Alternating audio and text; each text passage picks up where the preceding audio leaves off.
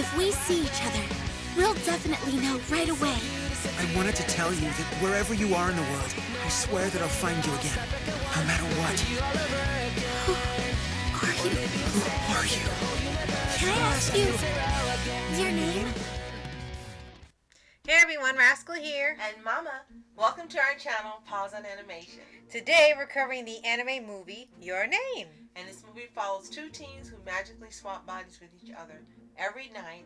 And the catch is, they live miles away from each other and they've never even met each other. Yeah. Thank you, Sulian, for recommending this movie. Yes, and before we start with it, be sure to like, subscribe, and click the notification button on future podcasts and multi-pause videos. Absolutely. Had seen so much on this movie on Twitter, online, and how it's well loved and just a mega success all around the world. It's considered one of the best anime movies of all time, up there with A Silent Voice. And it also was a financial box office success. It made I bet. 750 million yen in Japan, but worldwide 382 million.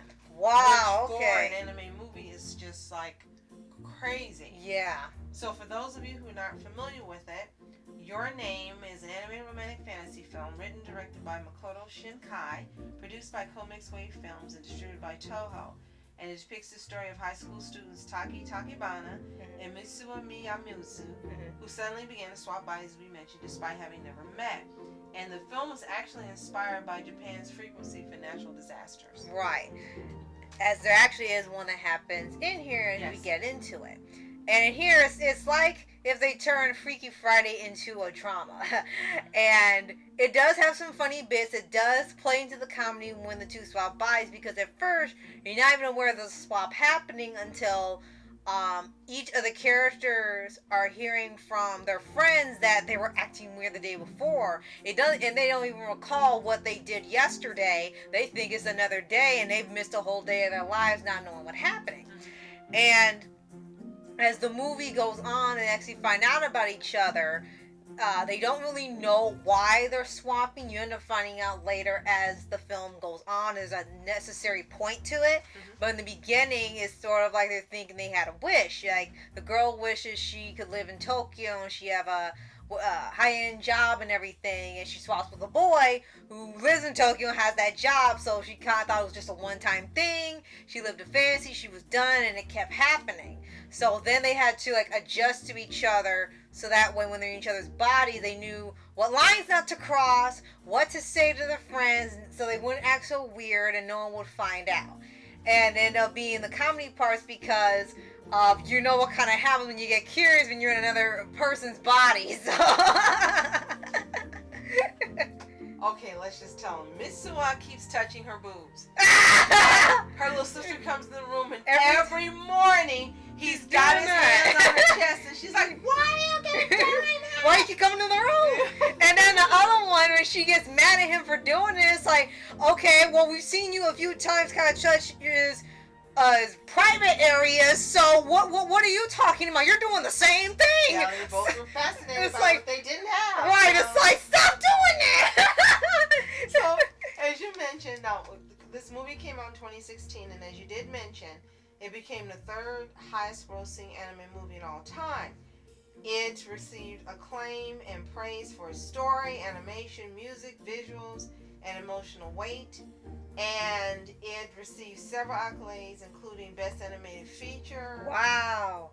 And it received several awards from different film festivals. And it also was nominated for the Japan Academy Prize for Animation of the Year. Wow. And just in case that wasn't enough, there's now a live action film in development. Live Paramount action? Pictures and Bad Robot Productions. Oh my gosh, yeah, this movie really did go through the roof when it came to being popular. Again, this was like a silent voice. This is one of the few movies we see on Twitter all the time where people have pictures, high quality pictures, reviews, movies that impacted them. This has become a phenomenon for anime fans around the world. It's the most successful anime movies of all time. And we had heard about it for so long. We're like, well, why? What's so fascinating about this movie amongst the others where it's just a one and done story that this has captured people this hard? And at first, we really weren't sure about it. We thought it was just going to be like a Freaky Friday type movie. Right. And as it went on, like, okay, it's just going to be this. It's kind of funny, but we're enjoying it. And then as it went on, we were like, okay, I think we might be backing out because not seeing it. But then it hit like the 40-minute mark. And when you were starting to see that they weren't swapping every night anymore and they were beginning to miss it, it was actually funny. And they're trying to help each other get a date and everything, and that started having a mystery to it. Then we started getting more into it. And you became more emotionally involved as well. Right. First of all, it's beautiful to look at. It's absolutely gorgeous to look at. It's reminiscent of the beauty of a Miyazaki movie. Yes, so I was going to say that. They really put the effort into it. They didn't half-butt it. They really went all out, and it shows, and looking at it, it's just gorgeous to look at. Yes, the definitely. characters are extremely interesting. You like both of them right off the bat, which is not something that normally happens. Right. Even though we were kind of like not sure about continuing, you liked both of them right off the bat. Right, and it was, even when they were in each other's bodies, you were still liking them. Right, liking each of them. And I heard Tengen in here. I was like, that's Tengen. One of his friends ended up being Ray Chase, Tengen's voice That's actor. it, yeah. And I knew it immediately. Right. But you liked both of them. As you said, you liked the fun that was there. And I think so much of that fun was there because later on in the movie, you see the seriousness of what's going to end up happening and how each of them wants to save the lives of the people that live in that area. Right. You find out there was a natural disaster that killed so many people. Right, and it actually decimated happened. the area. Right, and it was based off something that really happened in history. So this would be a movie of like a what if type story. Like, what if there was some type of phenomenon that happened and someone could prevent it from happening? Right. Because in here, yeah, they're trying to stop it from happening and save everybody. So, yeah, it was actually an interesting idea. Like, what if somebody could have stopped the disaster, knew about it, and could go back and then fix it or save people before the disaster struck? Because they couldn't stop the disaster from coming, they had to get everybody out. Right, because if you haven't seen a spoiler, it was a comet. So there was no way for them to stop this from happening, only to minimize or completely eliminate, if they could, the death toll. Right. Because the damage was going to happen. Right. And that really, as you said, was really interesting. You've never seen anything like it.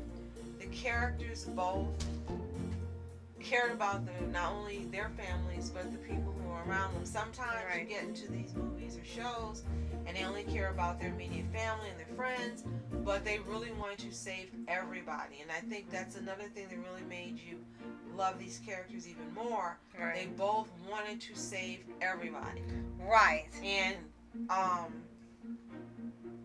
Taki, Mitsuha, he really tried to do everything he could to get people to listen to him.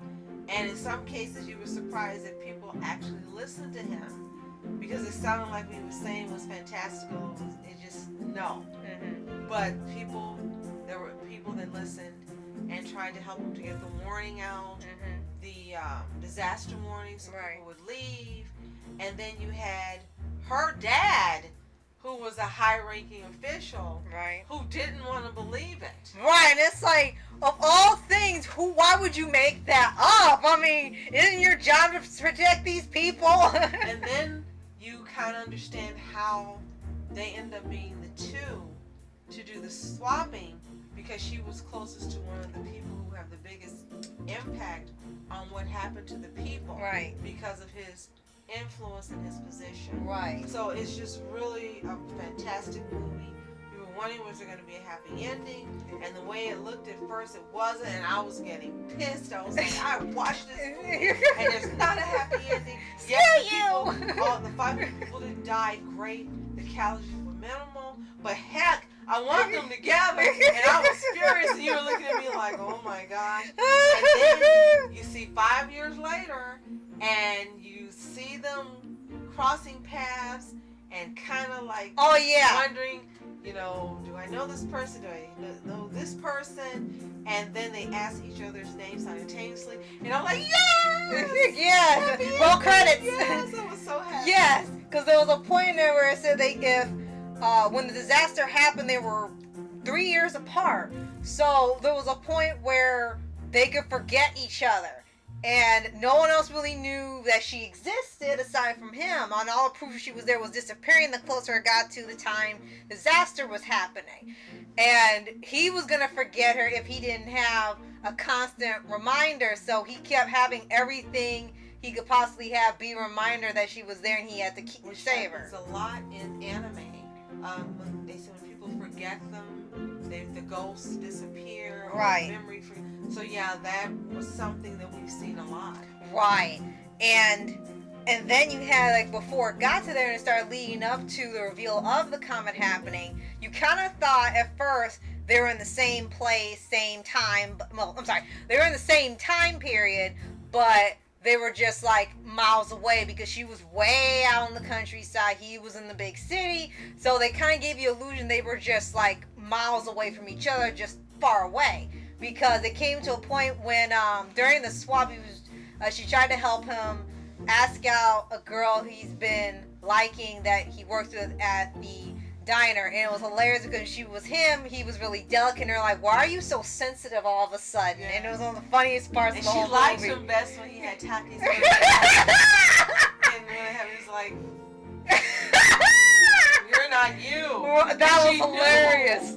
That was hilarious things in there, and it came to a point where I guess they had to have their trope in there. It's like, you don't really like her the way you thought you did you? And when you realize that he actually makes the effort to travel, like, who knows how many miles towards out there. I don't know how many miles specifically it is, but it's like a day's worth trip to go see her after he wasn't able to contact her anymore. And that's when it leads into finding out about the disaster and things. And we had seen something about a disaster, but we thought it was another movie. We didn't know it connected to this, nor could we ever figure out that this was connected to a disaster and it was time travel. And they really like having supernatural things in their movies, either like slice of life or supernatural elements that forces people to make amends and things. So in this one, it was more of making amends for her and her father, and for getting closer again because they had drifted apart, and for the two of them finding each other, and having the people learn to trust each other too, because as you said, when they didn't get out the first time, make sure they got out the second time. Right, as many as possible. Right. Unfortunately, it wasn't zero casualties. Right, it was way less than 500. Right, which was weird because when they read the thing, it said 0 casualties in the paper. Everyone was safe, but then the dub, it says there were still a few casualties. Right. So it's like, okay, which is it? Right. It was like we weren't sure. Like, was that an error, or did they just like not notice that and they just did it all anyway? Well, I'm looking forward to seeing Weathering with You, which was Shun Kai's next movie. That's another movie we've seen a lot. Mitsuha, he appears in that one as well. So the same now universe. We gotta see it. Right, it's in the same universe. He's making his own little universe. So if you've seen Your Name, and we know you probably have, let us know what you think in the comments below. We know you loved it, and if you didn't, tell us why. We really like to know. And if you haven't seen it, we got to see it. Where did we see it? We actually saw it on Crunchyroll. They ended up having it available in both English and Japanese. So go to Crunchyroll, give it a watch, come back and let us know what you think. You're absolutely going to love this movie. Again, thank you, Sylvian, for the recommendation. This is one of the best recommendations you've given us, and you've given us quite a few. Right. Fantastic ones, including Silent Voice. Right. And Silent Voice. And if you haven't already, subscribe for updates, weekly videos, your favorite anime series, anime shows, and all things animation. Absolutely. So thanks so much for joining us today and joining us for this podcast. It's one that's been a long time coming, and we thank you for sharing our love and joy of animation and anime. And if you have anything you'd like to recommend for us to cover, let us know in the comments below. Right. So, thank you so much for watching. I'm Rascal Entertainment. And I'm Mom Entertainment. Have a toontastic day. Peace.